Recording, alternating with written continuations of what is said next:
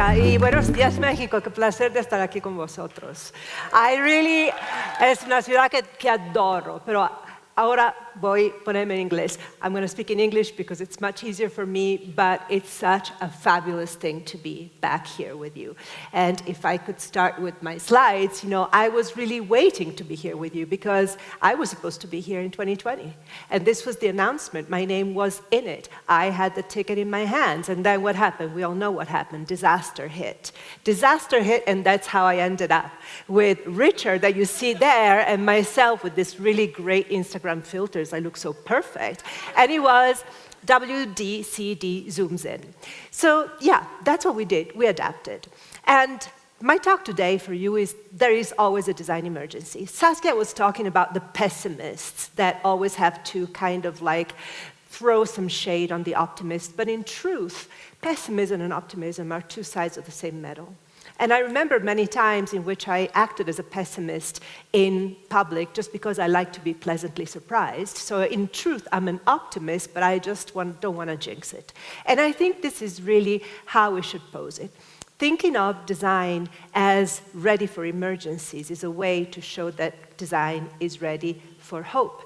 And hope is the theme for the next biennial of architecture that Saskia will be curating, which makes me really filled with hope and with energy. I'll tell you later. But so, as Saskia told you, when we all found each other locked at home, Alice and I started Design Emergency. It's because my husband was listening to Fat Joe every night, and Fat Joe was doing these Instagram lives with his hip-hop friends. And Larry said, why don't you do it too? And I said, let's do it with Alice. So all of a sudden, we started looking around the world for the responses that designers were giving to the pandemic. And the responses were as varied as the illustrators from the Center for Disease Control in Atlanta that actually gave COVID its branding. I mean, that's what the virus looks like in the background. It's a gray blob with some dots around it that make the crown, the corona. And that's what Alisa Eckert and her colleague at the CDC made it into, this kind of deep water mine, hellraiser, scary thing that went all over the world. So that was a design response, but then other design responses were sometimes by accidental designers, like the anesthesiologist Marco Ranieri from Bologna that I became friends with, that is one of the few doctors in the world that invented the split ventilator to make sure that ventilators could take care of two patients. He had the advantage of being Italian and having a friend that had a plastic company just outside of Bologna. That's what happens in Italy. So he could make the split valve happen in literally 48 hours. And instead, on the right-hand side, you see more classic design. It's WBDO in Wellington, New Zealand, that designed the campaign that Alice and I thought was the most effective to spread awareness about COVID in the public. So we really worked a lot on COVID for months and months, and we talked about everything from personal protective equipment to ventilators, but then as the pandemic continued, we also decided to open up to the rest of the world and the rest of the future.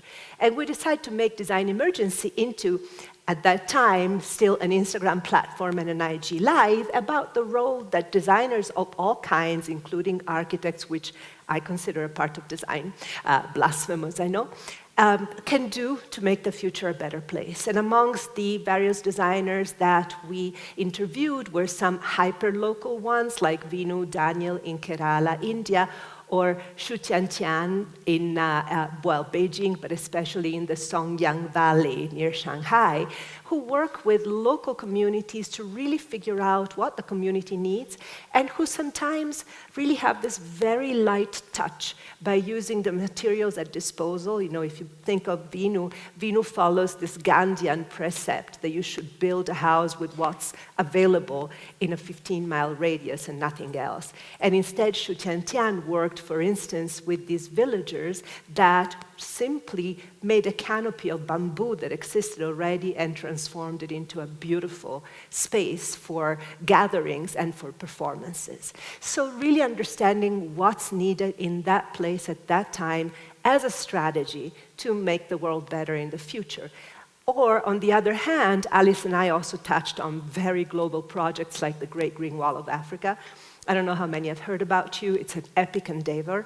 We don't know if it's going to work out yet, but 21 countries are trying. It's about building a strip of green land at the southern edge of the Sahel Desert from ocean to ocean to try and change the climate of the earth and kind of replete what has been taken away with the destruction of the Amazon forest. So big, small, local, global, personal, collective. It's very important to understand that design spans all this. Not only that, design still can give us the delight, not only as designers, but all citizens, that we search, that we seek, that we want, that we need in life, and still make us responsible.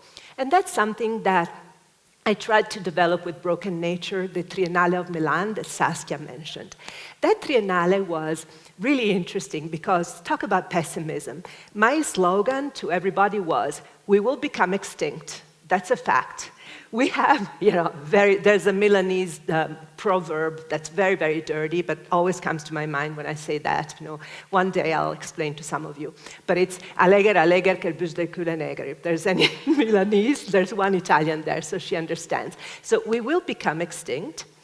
We have some control on the when, a little bit, and quite a bit of control on the how. So we might as well design a good legacy, a good extinction, so the next dominating species will not think of us as complete morons.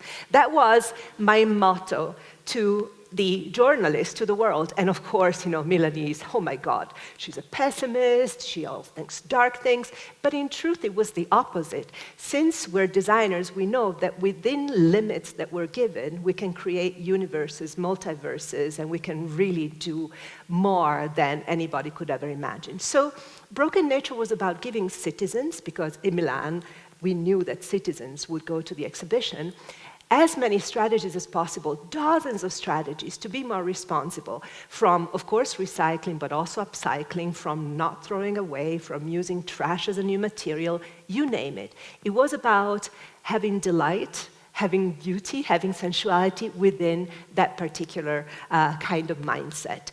So the exhibition talked also about long time, the time that we need to think of when we think of changing the world. And these images of change by NASA that are still available on a website, you can go and look at it at any moment, give you this sense. They're images of the before and after, like before and after a diet, and instead it's before and after something that happens in the world, that show you our impact and climate change on the world. This is a recent picture. You see, this is Poyang Lake in China in the span of a month, going from filled with water to almost dry. So this is what can happen in the world in case we hadn't noticed it already last summer. At the same time, there were objects in the exhibition that are like Trojan horses. Forma Fantasma is really good at that. Beautiful objects that draw your attention, and all of a sudden, you're learning about the underbelly, the dark underbelly of electronic waste. And Fairphone is a response to that, and one that I have always admired. It actually was in the Triennale too.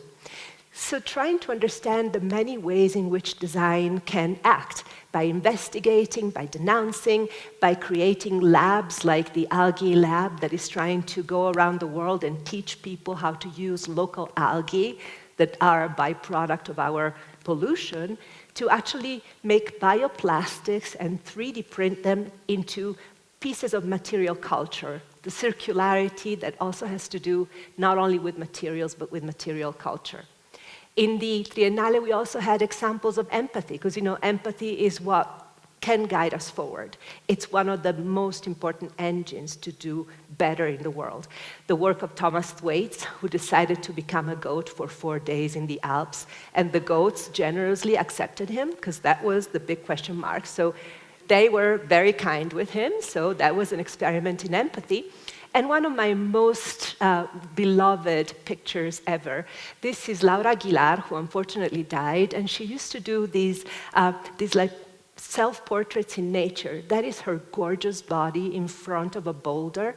It's kind of easy to empathize with an animal, but how easy is it to empathize with a boulder? So to me, this is an example truly of what we should aspire to. And these were all examples in the Triennale. I wanted to really inspire the world. And when Broken Nature came to MoMA, we also made it into a podcast. We only did 4 episodes, because MoMA is a little complicated, but they are 4 good episodes. And actually, one of them is about corn. So every episode was sparked by an object in the exhibition, and in that case, Is Corn Feeding a Lie was inspired by Fernando Laposte Totomortle project. So the idea that NAFTA wiped out so much of the material culture of Mexico and also of the nourishment of Mexico. So really great podcast. So you see, this was what design can generate. Discussions about NAFTA, discussions about giving personhood and human rights or person rights to rivers and other natural elements. All of the topics that we talk about a lot can be sparked by objects. Objects are our power, our Trojan horse. And you know, right now there's an exhibition at MoMA called Lifecycles that just opened 2 weeks ago that shows also how materials really are thought by designers as the real design process. The object, in a way, is only one moment in the life of a material. But designers thoughtfully think of where materials come from and where they're going to end. That's why the woman that does the titles at MoMA used all the scrappings from previous titles to write life cycles. You know, it's just this idea of really thinking about materials in a different way. And part of the exhibition is Fernando's work. Fernando is only one example of the heroic Mexican designers that are really committing to reviving so much of traditional cultures. I think that Emiliano is also here, Godoy, who's like the godfather of this whole generation. And it's beautiful to see how this dedication really brings fruits. So Fernando is also the last interview in the Design Emergency podcast. So you should go and take a look at it, or take a listen. I never liked that expression. Take a listen to it, because it's pretty great. Or the work of Mylene Loco, who's a Ghanaian Filipino Polytechnic student that devised this way to use local materials. So when she works in Ghana, it's coconut shells. When she works in the United States, it's corn husks, mix them with mycelium. You know, mycelium from mushrooms is one of the heroes of contemporary design, and make all these beautiful panels with it. So many examples that are meant to really inspire the visitors of MoMA, the visitors of the Triennale. Also, we chose, I want to show you this Wedgwood palette, because we wanted to give a sense of like old and new and materiality, so I hope you'll like it. And you see there those lamps that are the work of Adi Nugraha from Indonesia, and that are made with cow dung, because once again, locally, that is what Adi found. So from the very, very local, we can also move to the very, very global. This is recently the Climate Week in New York. Climate Week happens during the United Nations General Assembly, which is every New Yorker's nightmare. It's worse than the sewers overflooding. But anyway, S. Devlin made a pavilion about the Sustainable Development Goals. You might remember them. They've been around for a while.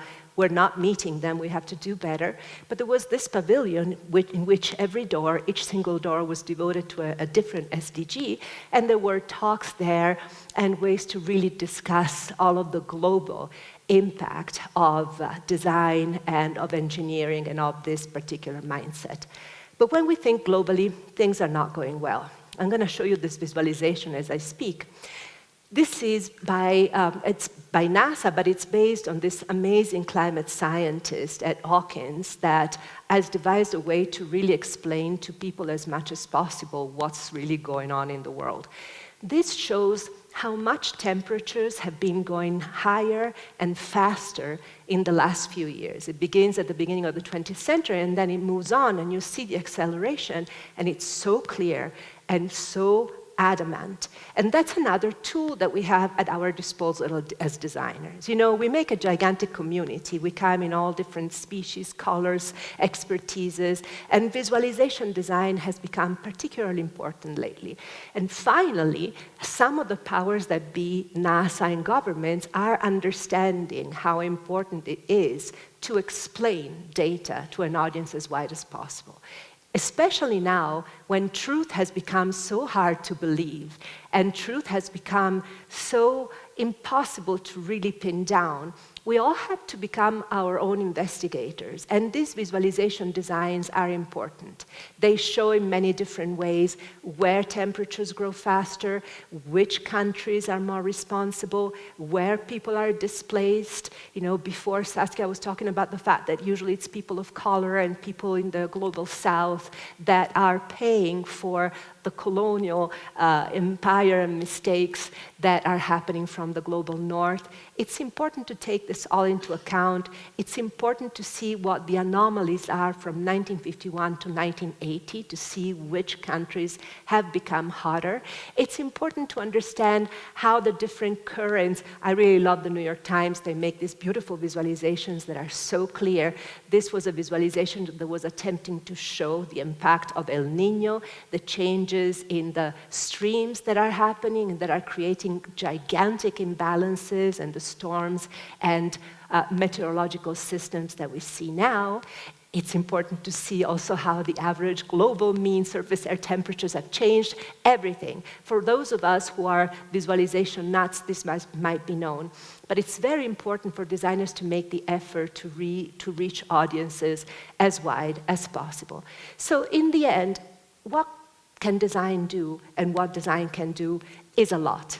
It's about really speaking to the people, speaking to the powers that be. It's about really making voices heard. And this is what I learned from the Triennale di Milano. You know, it was a great show. I was very moved. I was there. My family was there. It was where I started my whole career. So you can imagine what an emotion it was.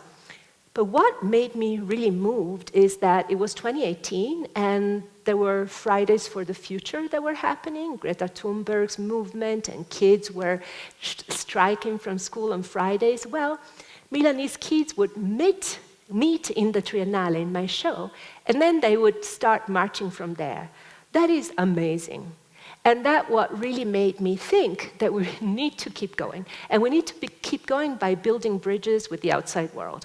Because design has a lot of ammunitions. As designers, as I mentioned to you before, we have objects that are our Trojan horses, objects of all kinds, from visualization design to cars even, or to whole cities. We have, well, collaboration that is our recipe, our DNA. We have empathy as almost like a natural professional trait. I mean, I used to believe that designers almost had to take a Hippocratic oath, even though I've noticed that it's not always true. And we also have something that is incredibly important. We have anger. You didn't think I would say that, but anger is an engine. And it's always been an engine for me. And when Saskia told me that her next theme is hope, I thought, wow, hope and anger are really attached at the hip, like pessimism and optimism. Because a friend of mine, Umesh Kimji, I hope he's watching, but I don't think so, he's a venture capitalist, he doesn't really watch design conferences, but hey, he told me, hope is an engine. He was talking about what's going on in India, he was talking about the developing world, but hope is indeed an engine, so is anger, and creativity is what can distill these two energies into something that can make the world a better place in the future. So thank you very much for listening. And I know that Saskia's here. Miss Paola Antonelli, give it up. Yes.